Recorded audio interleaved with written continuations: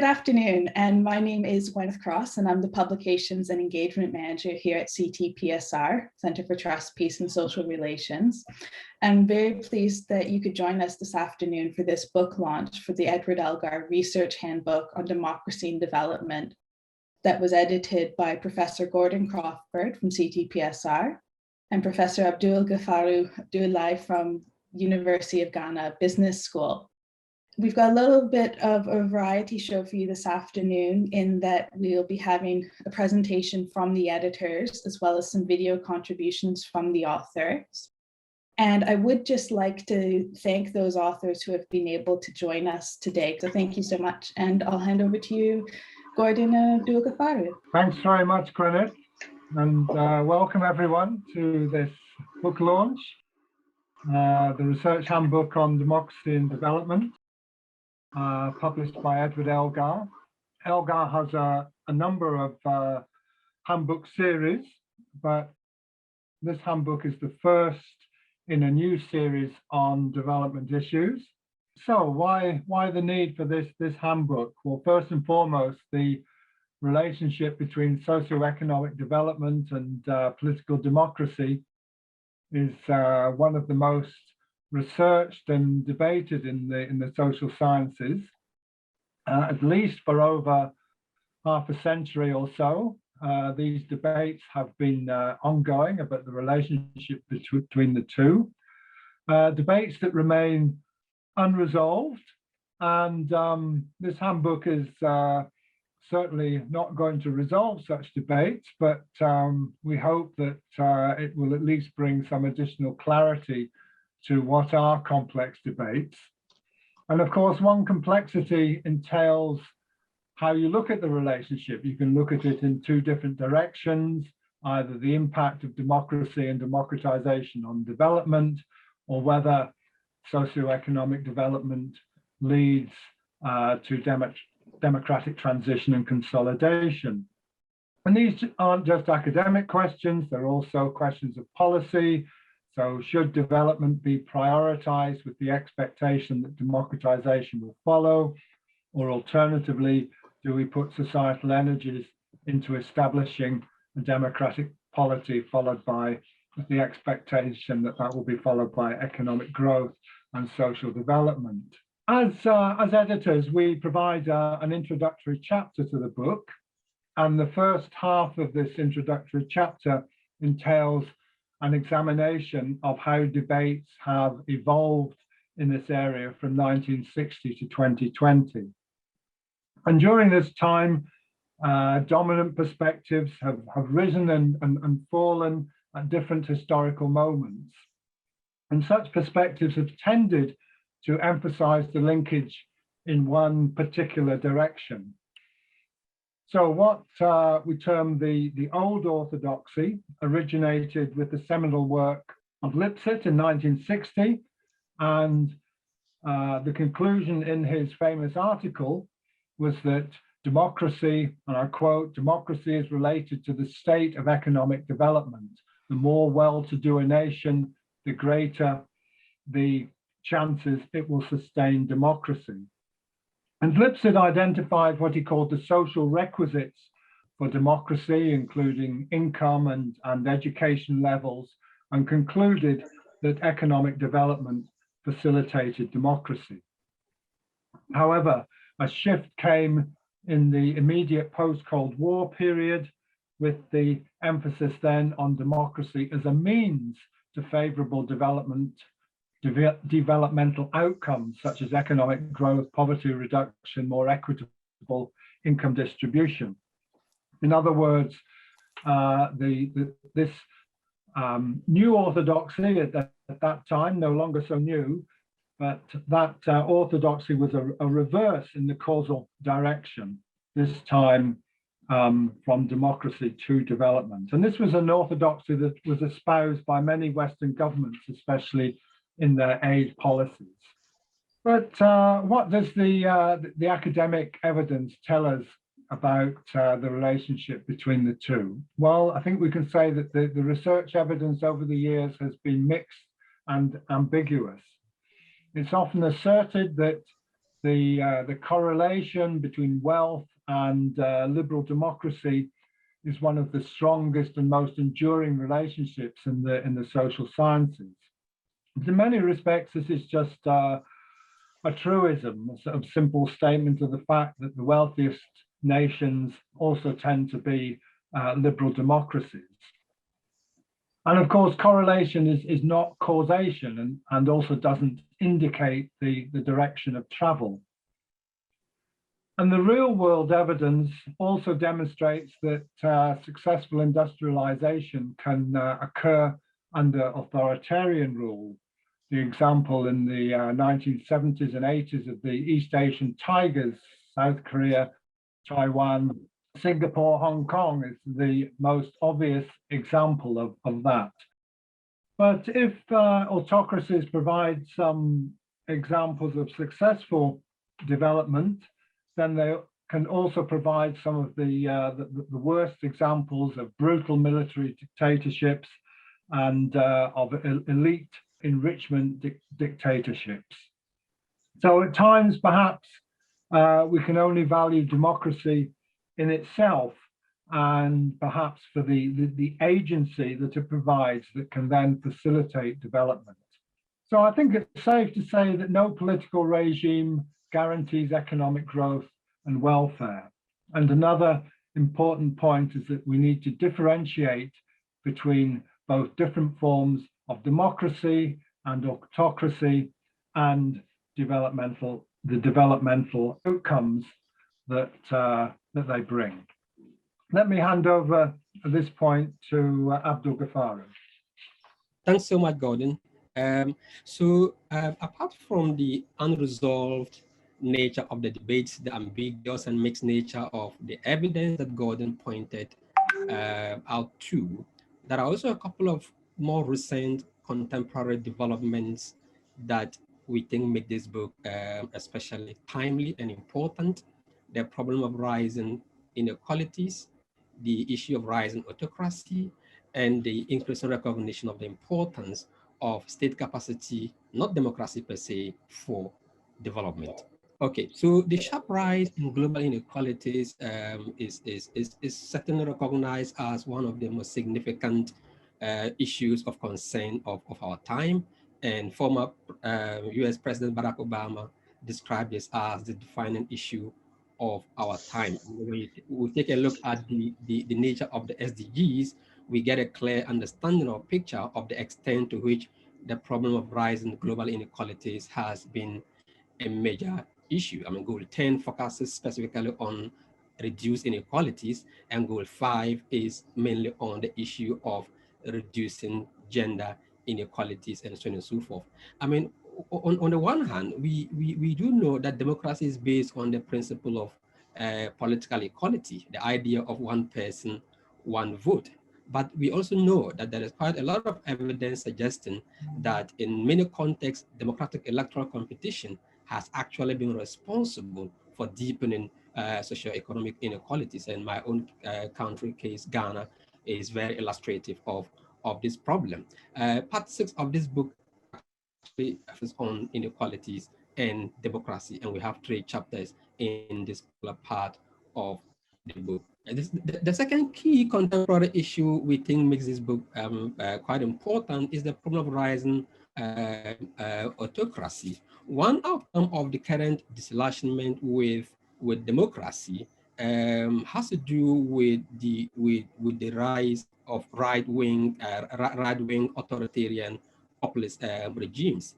And importantly, ironically, whereas support for these kind of regimes is driven largely by the problem of deepening socioeconomic exclusion of low-income groups, the policies of these regimes also tend to intensify the same kind of forms of neoliberal capitalism that have been responsible for the current problems of inequalities and exclusion.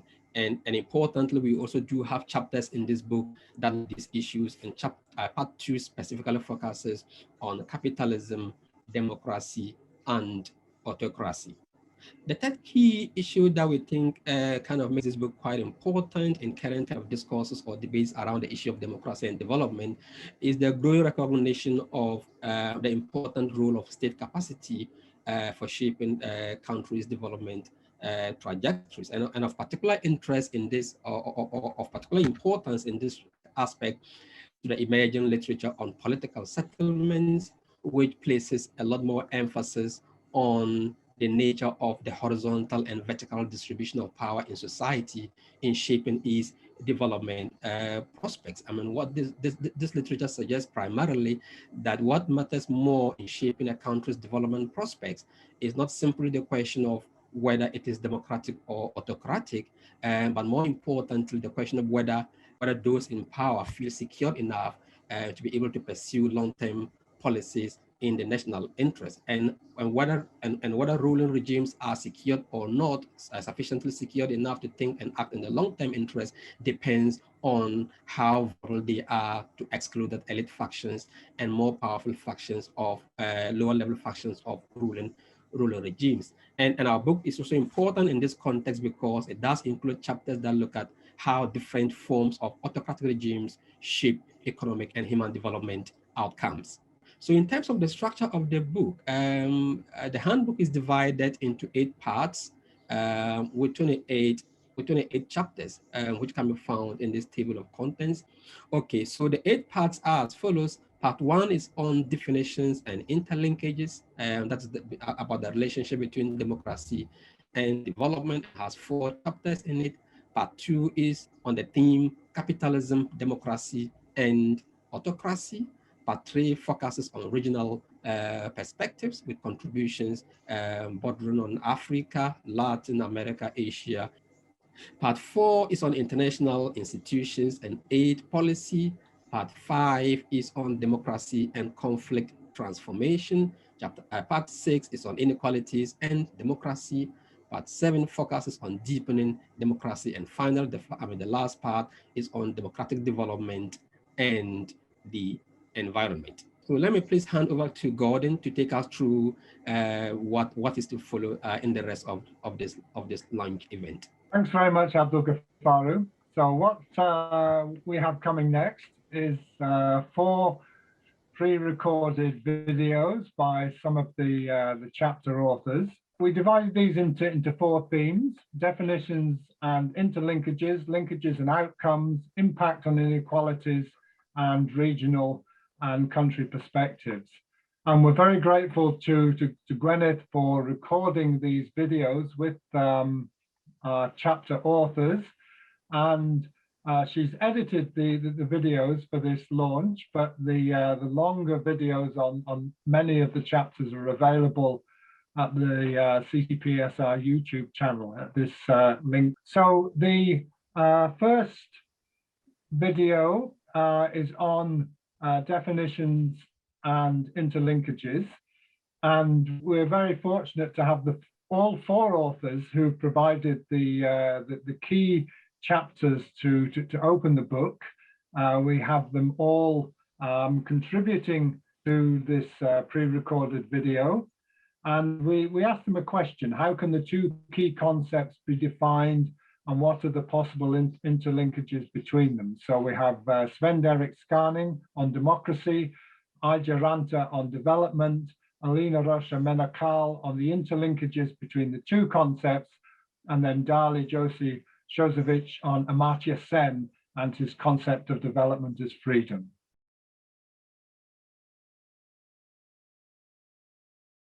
When looking at the relationship between democracy and development, it's of course very important to be clear about what we mean with democracy and development. And with regard to democracy, the big problem is that there are so many different understandings of democracy in the literature and in the everyday usage of the concept. What I argue is that when looking at democracy empirically and trying to relate democracy to other concepts such as development, it's often more fruitful to have a more narrow perspective on democracy. So looking at the electoral core, as I call it, So free and fair elections with universal suffrage, and maybe add to that the core political liberties of freedom of expression and freedom of association and assembly. Because a potential problem is if we include kind of all kinds of features under the concept of democracy, it will be very difficult to work with. So this is one of my core messages, that we should work with a thin definition of democracy. And probably then also on the other hand, this is an argument that also applies to development.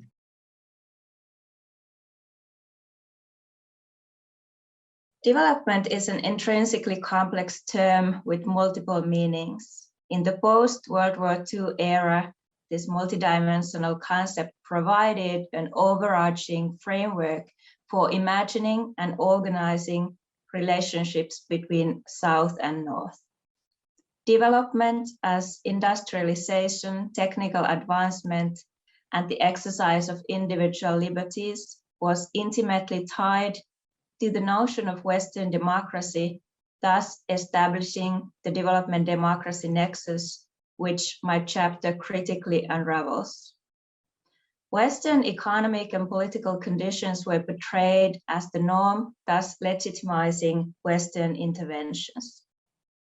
However, I will argue in my chapter that despite official discourses to the contrary, development's intimate relationship with growth agendas and Western economic and political interests throughout the decades has tended to bypass concerns for democracy.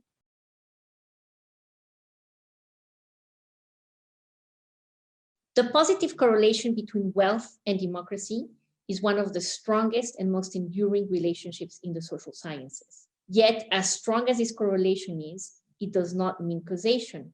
And few questions have generated as much debate in research, policy, and practice as whether there is a causal link between democracy and development, and if so, in what direction. My chapter on democracy and development seeks to disentangle the nature of this relationship. The relationship between democracy and development is complex and nonlinear, and the question of whether and how regime type matters for development and vice versa is less than straightforward. The evidence shows that democracy does not automatically lead to development, but neither does authoritarian rule. The more pressing question to be asking may no longer be whether one type of regime is superior to the other in terms of performance, but rather how democracy can deliver prosperity and well-being more effectively.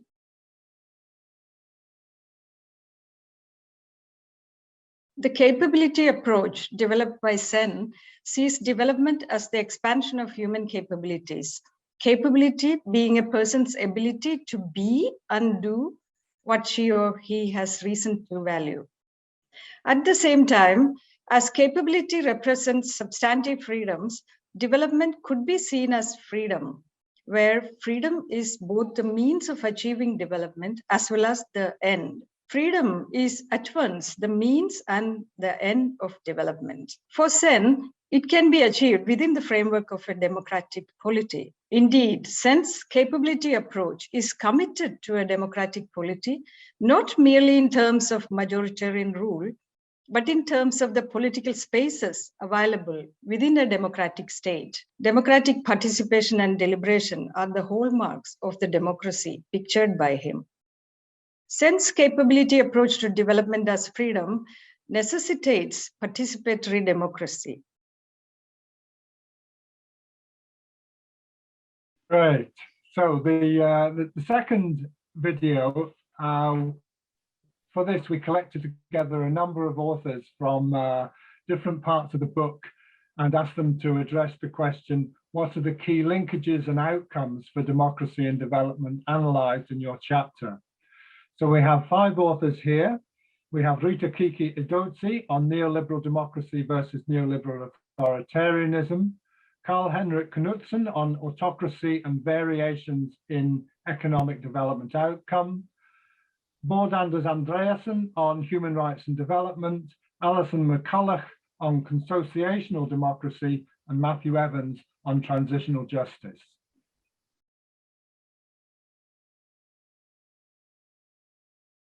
So to examine the relationship between democracy and development, around the world, I'm interested in showing how neoliberalism has shaped the state of contemporary democracy and development in the US, in Europe, in Africa, in Asia, and in Latin America. And my chapter draws, case study examples from all 5 regions.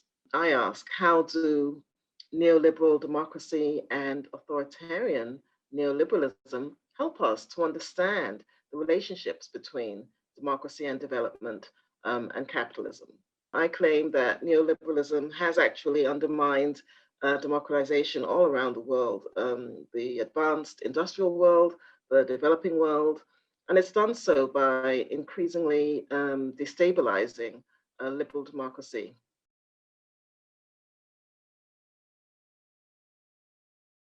I focus on economic growth as an outcome, that is GDP per capita growth. And I study how different political regimes, that is both relatively democratic countries and relatively autocratic ones, vary in terms of their economic growth patterns. The chapter mainly focuses on different factors that explain why some autocracies grow relatively fast and others grow relatively slow. So if you look at the growth patterns of democracies, they are relatively stable across time. So of course there are fluctuations in business cycles, but they are not as violent or they're not varying as much in the growth patterns over time as autocracies do. So democracies mostly have fairly decent growth rates, whereas autocracies vary much more. In sum, I find that democracies tend to have less extreme growth rates overall than autocracies do, and democracies are also much better at avoiding economic crisis.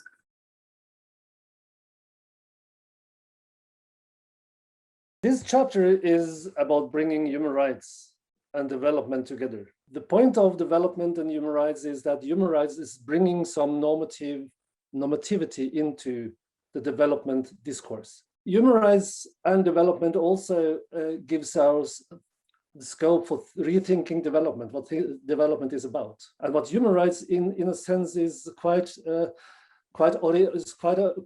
fascinating in doing is that it brings both a concern for the outcome of development and the process of development. Development is not just for people, it is by people. So it is important that human rights-based approach in a sense brings more than a legal dimension. It also brings our attention to what we might call the civic space. And human rights gives norms and legal norms as well for advocating that particular function.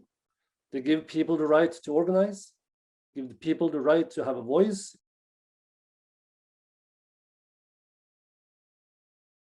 Consociationalism is a leading form of democracy for divided societies. It consists of 4 main political institutions: grand coalitions, proportional representation, segmental autonomy, and mutual veto rights.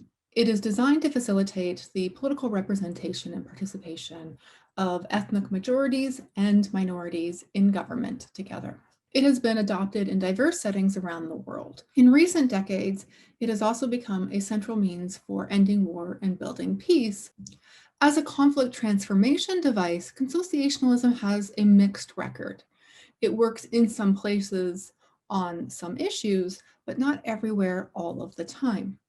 So the central message of the chapter is that inclusive political institutions like consociationalism are important for facilitating peace, democracy, and stability in divided settings.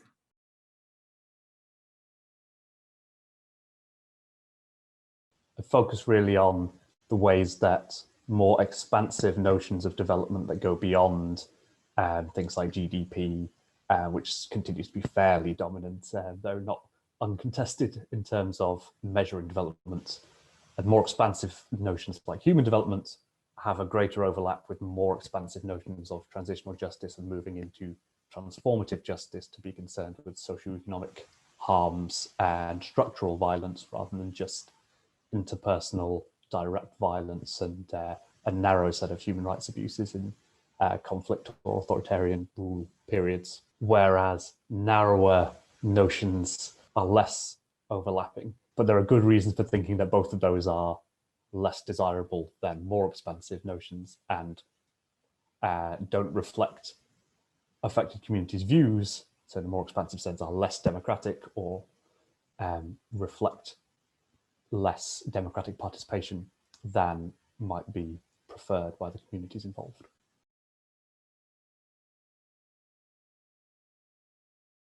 Move to the third part of the videos. In this part of the video, we have two of our authors from the inequality section, Alina Rocha-Menekal on Inequality as Democracy's Catch-22, and Francis Stewart on Horizontal Inequalities. And we pose a question to them as follows, that in a world of rising inequalities, has democracy tempered or intensified various forms of inequality?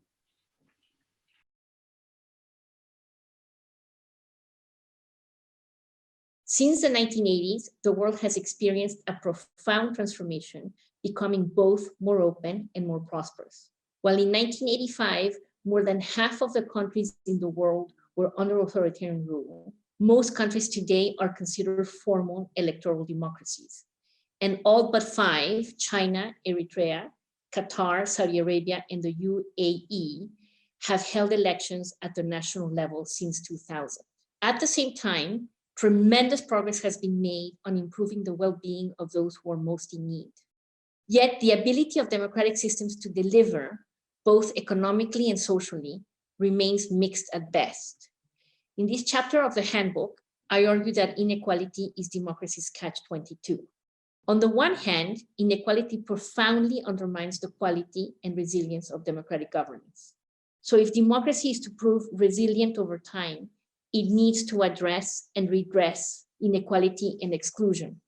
However, there is nothing about democracy that automatically tackles such inequalities. And in effect, many of democracy's built-in features may make it harder for it to do so.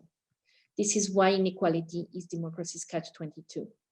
While tackling inequality is challenging, different democratic systems have managed to make headway on this front at different times in different settings. And the chapter outlines some of the key factors that have made a difference to enable this progress, even if progress remains uneven and nonlinear.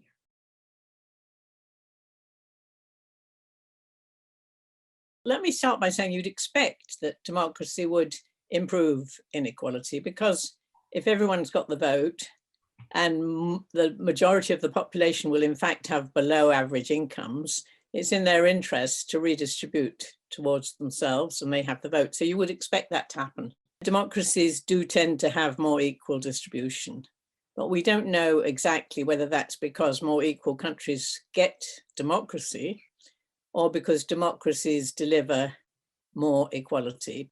All right, so we come to the heart of the question, why has income distribution worsened?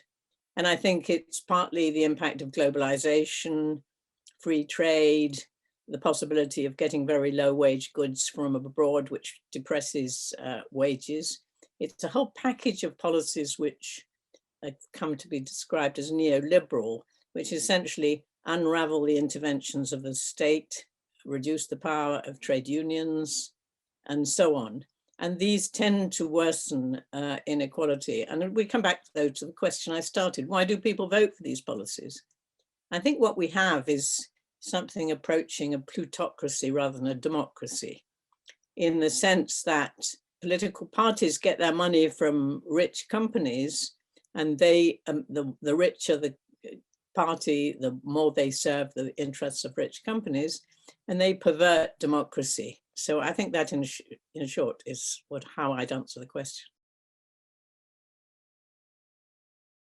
Okay, finally on regional and country perspectives, 4 of our authors focus on different regional and country contexts. And the question we pose to them is, what are the key issues concerning the relationship between democracy and development in specific regional and country contexts? And here to answer it are 4 of our authors: Luis on Latin America, Badru Kenya on NGOs and the democratic space in Uganda, Sylvia Berg on decentralization in Morocco, and finally Tom Lodge on democracy and development in South Africa.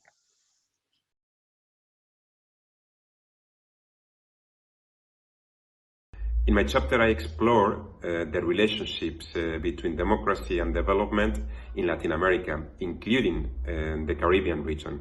Of course, I acknowledge that Latin America is traversed by diversity in cultural and political terms, and that this diversity has been once and again expressed at a governmental level.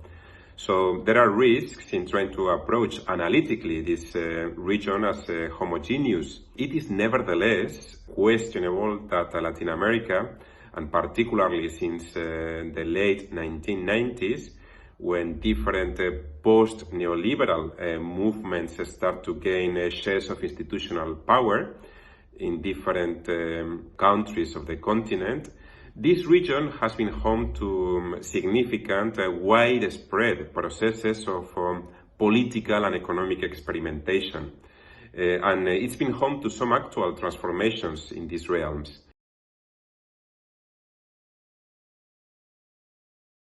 Yeah, so in my chapter, I look at the theory on decentralization and why theoretically we think it's a good idea. And then in practice, that's a different story in a way. So in practice, the link between decentralization and development is much less clear cut. So then the question is, yeah, what is then decentralization, or to what extent is it actually implemented? So that's always the first thing to check, which mandates have actually been devolved and how much resources have been given for local governments to actually implement these mandates that they have been given. And there's often a discrepancy there. Authoritarian context, as is the case in Morocco, it's also a question of the regime staying in power by creating new levels of local government, because it then can, as it were, be even closer also with intelligence apparatus and other law and order sort of forces, also to have a better control of the people actually, and not necessarily to empower them, but to better monitor them.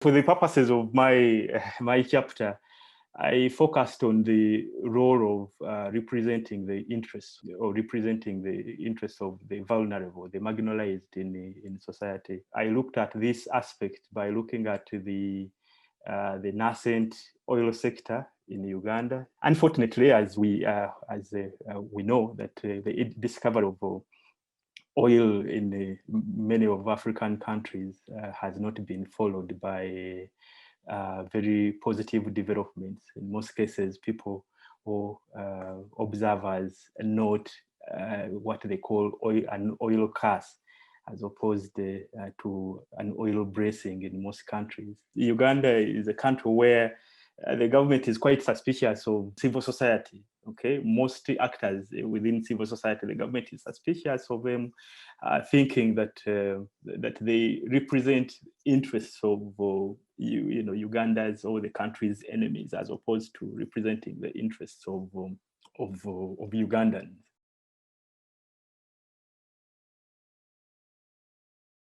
My chapter is about South Africa, and in this chapter, I pose various questions at the beginning, which are mainly to do with whether South Africa has managed to combine moving towards a democratic polity with economic dynamism and economic progress and better social policies. The answer is complex. So there's been a mixed picture, but the prevalent feature, and one that one has to return to again and again, has been very high levels of unemployment. And the consequence of this, of course, has been that the historically inherited patterns of inequality have persisted. Indeed, they've intensified. South Africa remains one of the most unequal societies in the world. Given this record, the progress in democratization is not unimpressive. South Africa's democratic record includes honestly conducted elections. The democratic record, as I say, is uneven, but not unimpressive. The economic record, though, is disappointing. So it's a mixed record in South Africa.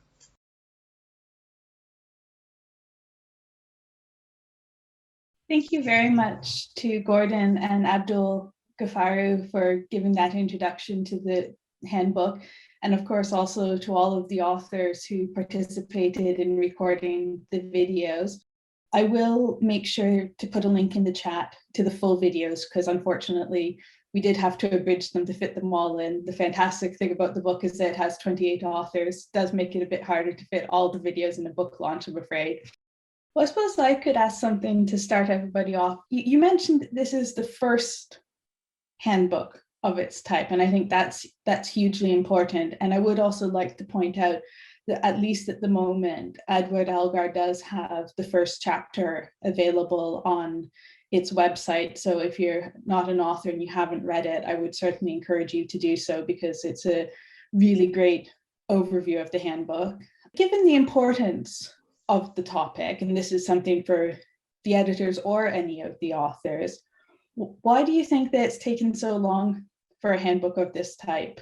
Well, it's it's a topic where we've outlined at the beginning that the debates have been ongoing for many years now, looking at this the relationship between the two in various ways, in various directions, and a lot of research has been undertaken on the relationship between sort of political democracy or its lack, and socio-economic development on the other. I mean, perhaps Amartya Sen tried to resolve some of the debates by his concept of development as freedom, in which sort of political freedom, democracy becomes both the means and an end of development. So it's an integral part of development, and it's very good to have that important chapter from Dali on Sen in the handbook. There have been other books entitled Democracy and Development. I mean, there's the volume by Przewórsky et al. I think published around 2000, or if I recall correctly, which was a mainly large quantitative study looking at the relationship between the two. But I think it's very good to have this research handbook that brings together so many different facets of the debate, and also brings together sort of quantitative and qualitative research. And for me, what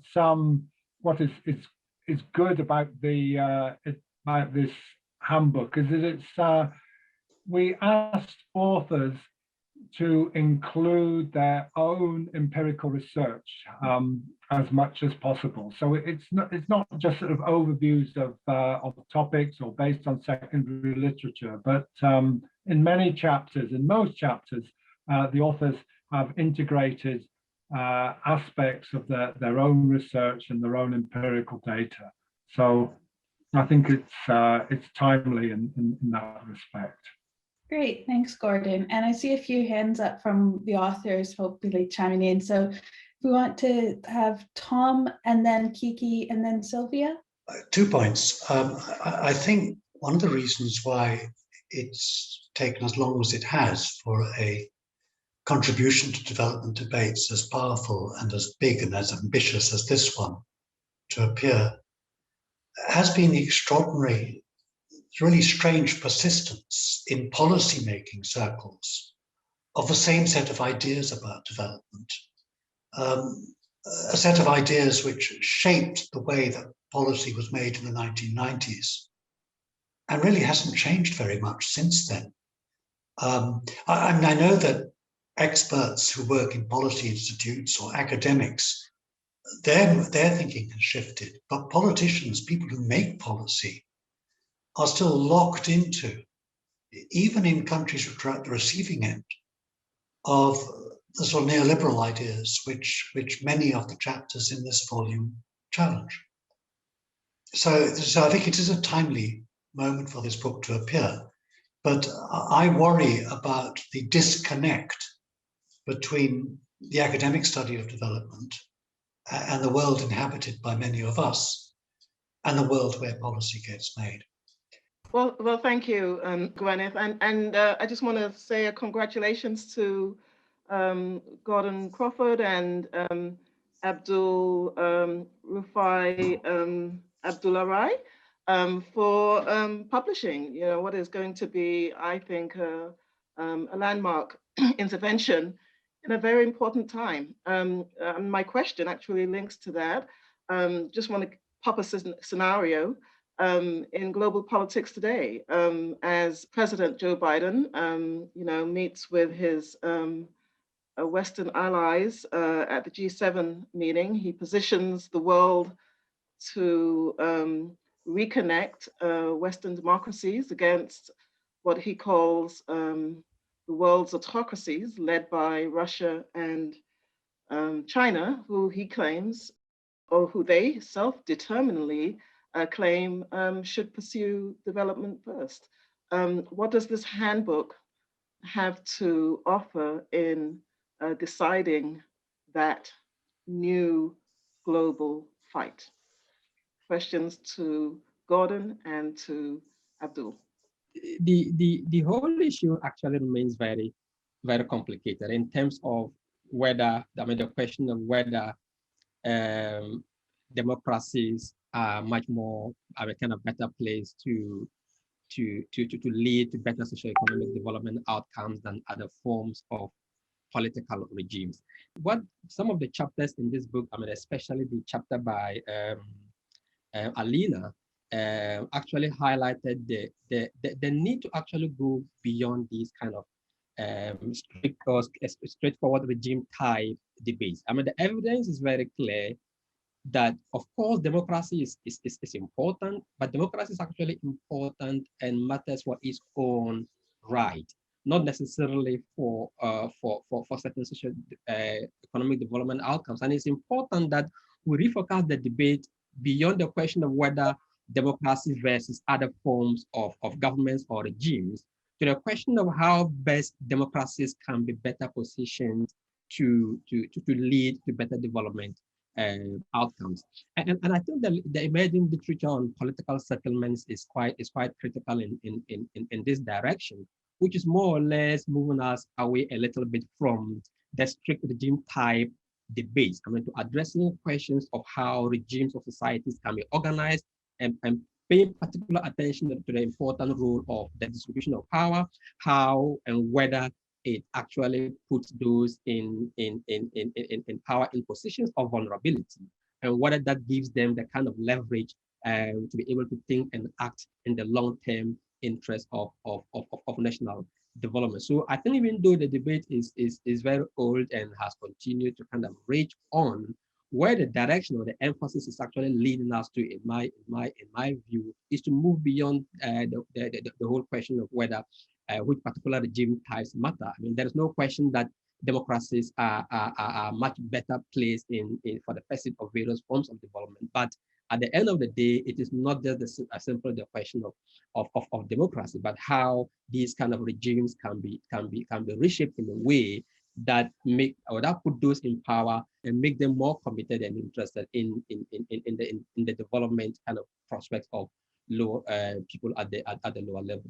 There's other people with their hands up, so I'll be very brief, but I think it's an answer to what Kiki has asked. I think, it's very easy of course, and convenient for Joe Biden to sort of make this contrast between democracies and autocracies, and sort of the West as good and democratic. But of course, I think, one thing that the book brings out, and Kiki's chapter in particular, is how democracy in recent times has been squeezed and limited.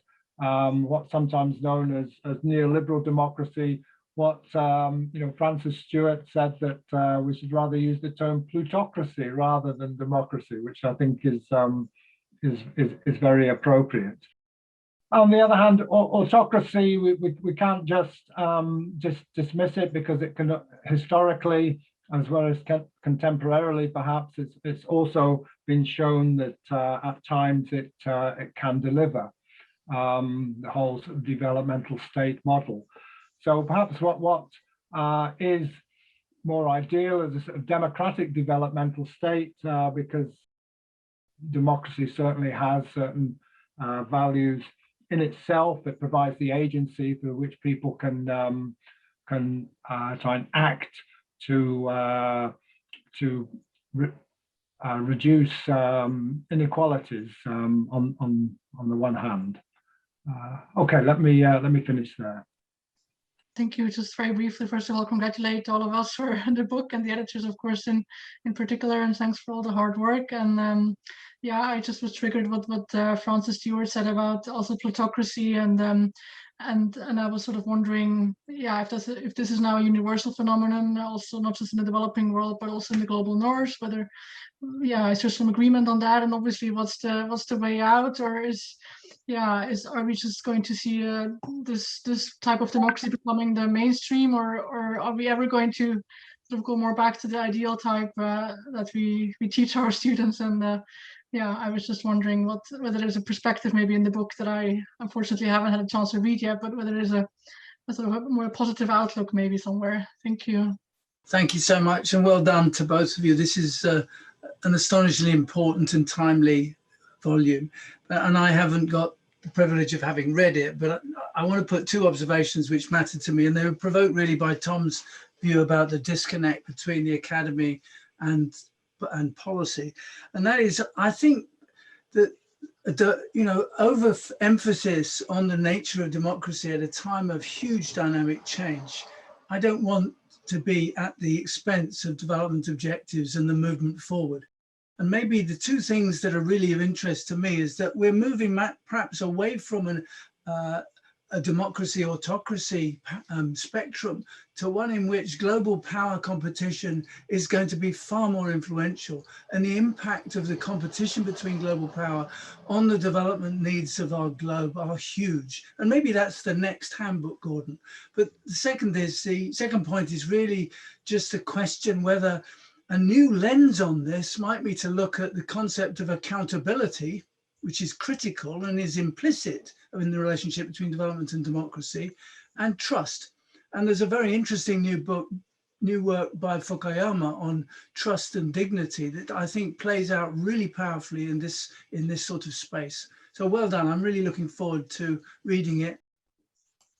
Can I just chime in on a couple of things. First, congratulations. Secondly, it would be so good if it was open access. Thirdly, I think that the distinction between autocracy and democracy is breaking down, and I don't think we've said enough about that.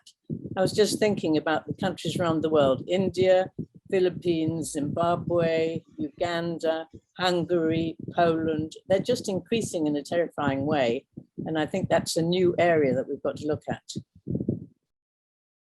Yeah, and if I can just chime in following on Francis, I think to the first question as to why this book is important now, I think one of the great sort of processes that we have seen is that there's no end of history as such, as Fukuyama once proclaimed, and that democracy today, both in the developed world, Prerecorded, and the developing world, is in deep trouble, and we cannot take the superiority of democracy as given, because people everywhere are angry and upset, partly because of inequalities, as Francis has spoken about, and my chapter also addresses, but also because they feel voiceless and unable to have an impact on decisions that affect them.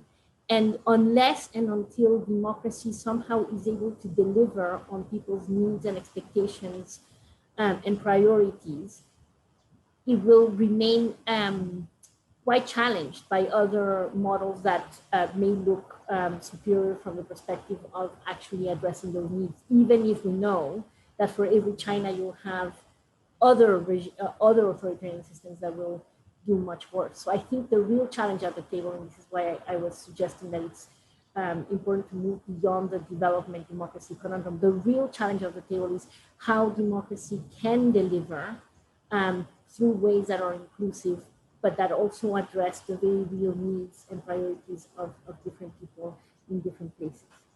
Before I hand over to Abdul-Gafaru and Gordon to comment on these comments and questions. I would also just like to draw attention to one in the chat from a colleague who's joining us today from India, who notes that there is a reference in the presentation that one citizen, one vote under the democratic principle in that context. And can we suggest sortation or selection by lot? Gordon and Abdul-Gafaru, if you have closing comments. Okay, thank you very much, everyone, for comments and questions. And I think Alina puts her finger on the sort of key point going forward. Can democracy deliver for the majority population, not just the few? And Sylvia pertains to that as well, and sort of asking for sort of more positive orientation. We're sort of aware of rising inequalities, rising autocracy, which we have highlighted. Anything about this ideal type of democracy. We do have a chapter in the book on deepening democracy, so we try not to sort of lose sight of sort of broader conceptions of democracy that move somewhat beyond liberal democracy to increasing participation and therefore ways in which citizens are able to sort of contribute their agency. So as Board Anders said, development is not just something that's done to people, but done by people. And I think that's an important point. So yes, we live in troubled times, and certainly as Francis has pointed out, the distinction between democracy and autocracy is at times breaking down in a way in which we can see that some democracies are becoming increasingly autocratic. We know the examples that there are around the world, and perhaps as we go forward with some hope that trend of rising autocratization will be reversed. Abdul-Gafaru, perhaps you'd like to add some comments. Okay, so I was just actually making a brief comment on Mike's comment about the potentially important roles of accountability and trust, and the questions of whether, under what forms can developmental forms of accountability be fostered. Because if you look at the democracy development literature, it actually places quite a lot of emphasis on issues of accountability, and more importantly, the idea of bottom-up accountabilities. But again, looking at the empirical evidence, there've been contexts and cases where different forms of accountability, either in the form of top-down accountability or what some of the literature refers to as diagonal and horizontal forms of accountability, and so on and so forth, have actually been more successful in fostering better socio-economic development outcomes. So I guess the key question that might be of interest is to understand the conditions under which more developmental forms of accountability be fostered, and this may not necessarily have to do with the kind of political regime that is in place. I think that's a comment I want to make. Okay, thank you, Abdul-Gafaru. Just before we close, let me finish off with a round of thanks. And I'd like, from both Abdul-Gafaru and myself, I'd like to thank all the authors for their excellent contributions. So much appreciated. Also, in their absence, I'd like to thank those people those colleagues who have made generous endorsements of the book, which are available on the publisher's website. And most importantly, I'd like to thank both Laura Sulin and Gwyneth Cross for the roles that they've played. Laura has been a star throughout, as the authors will know, in coordinating communications with authors and sort of putting together this book of a book of this size, it's a large organizational task, and Laura has been superb at facilitating that. And also, very much like to thank Gwyneth. Gwyneth has been brilliant, as I'm sure you all appreciate, in organising this launch and putting together all the videos. So thanks so much, Gwyneth. It's really very much appreciated. And just thanks to you all for your interest, and hope you enjoy the book. Okay, so thanks very much all. Thank you for participating today. Look forward to seeing you all again soon. Hope you enjoy the book.